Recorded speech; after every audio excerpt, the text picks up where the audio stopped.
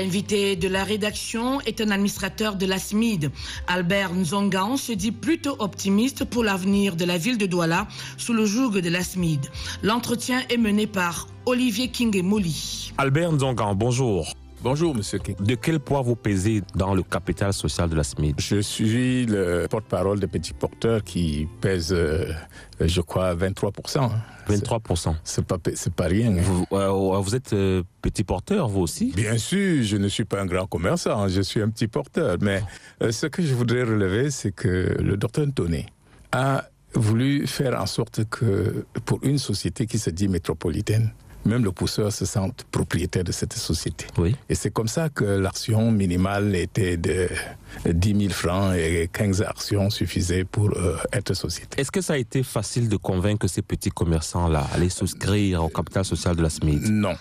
Mais le docteur Ntoné, par sa personne, et la personne de ceux qui ont cru comme lui, parce que quand quelqu'un comme Congé Cam dit qu'il croit en quelque chose, vous pensez que ça entraîne normalement beaucoup de personnes. Quand M. Feut dit le Parisien met 450 millions dans quelque chose, les autres se disent hey, ceux-là ne sont pas faits pour jeter leur argent. Et quand Albert Nzongan dit qu'il met combien? Quand Albert Nzongan dit qu'il met le minimum, on dit, mais mon Dieu, il n'a rien, mais s'il met le minimum, celui-là, c'est qu'il y croit. Et s'il est dedans, nous sommes sûrs qu'on ne nous trompera pas. Donc je mets ma caution morale qui vaut plus que n'importe quel capital qu'on a pu mettre. Alors maintenant, la SMID est née, qu'est-ce qu'on doit en attendre? La SMIC est née, le premier conseil d'administration a eu lieu. Nous avons pris des premières décisions qui sont de nature à rassurer. D'abord, nous avons dit que notre jeton de présence sera symbolique. On a dit que 2 projets doivent être immédiatement mis en œuvre. Lesquels? Le marché de Bonamoussadi et le plateau Biche, là, à côté de la salle culturelle de Ngondo. Pour que les gens voient, parce que les gens ici sont Thomas, après toutes les déceptions qu'on a eues avec l'agissement de certains fonctionnaires indélicats, le peuple veut voir et on veut leur faire voir. Alors quel message vous envoyez justement à ceux qui n'ont pas souscrit au capital de départ? Bon, le capital est fermé. Je ne leur envoie plus le message parce que le message maintenant doit être une preuve. Ils vont nous voir à l'œuvre et je crois qu'ils se bousculeront pour venir investir. Tout ce que je demande à ceux à qui les gens ont confié leur argent, c'est de montrer qu'au Cameroun, on peut gérer autrement. Et tout cela, il faut devoir une fière chandelle au docteur Ntoné, sans qui je ne serais pas élu, parce qu'on ne voulait pas qu'il y ait élection. Pour moi, on a coopté quelqu'un, la foule a protesté et il a fallu qu'au bout de 5 heures, ils viennent dire faites les élections et j'ai gagné les élections. Quel est le regard de l'homme politique que vous êtes sur un projet comme la SMID?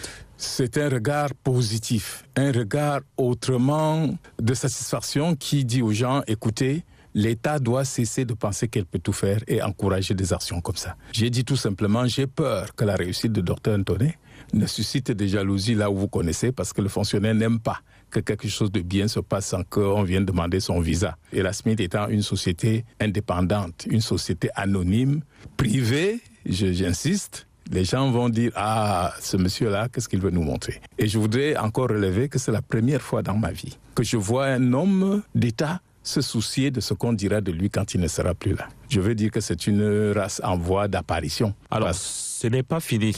La SMID est née, certes. Maintenant, il faudra les organes dirigeants de la SMID, directeur général et autres. Là également, on a pris des dispositions. D'abord, l'autre surprise, c'est que je suis président du comité d'éthique et d'audit. Le docteur Ntoné a dit aux autres administrateurs, l'élection de M. Zongan comme président de ce comité suffit à lui seul pour rassurer beaucoup de souscripteurs. Maintenant, on a dit que tous les recrutements... Ça vaut vraiment garantie tout risque? Je suis un homme. On n'a pas de garantie tout risque, mais je peux aujourd'hui dire que ma foi et ma volonté, c'est de faire en sorte que ceux qui ont mis leur argent n'aient pas à regretter. Ensuite, maintenant, on a mis des dispositifs pour recruter le personnel. Je fais partie d'ailleurs de la commission de nomination et de rémunération du personnel. Donc, ça ne sera pas une affaire de Ntoné qui va aller choisir son cousin, il va faire ceci. Je vous dis vraiment ce qui se passe dans cette affaire. Je crois que les gens, même là-dedans, se dépassent. Celui qui a proposé que nous siégeons sans jetons, c'est Ndo Collins. C'est quand même quelqu'un du RDPC. Oui. Ça étonnerait, mais ça veut dire que les gens veulent que Douala fasse quelque chose très vite et bien. Albert Nzongan, merci. Je vous remercie.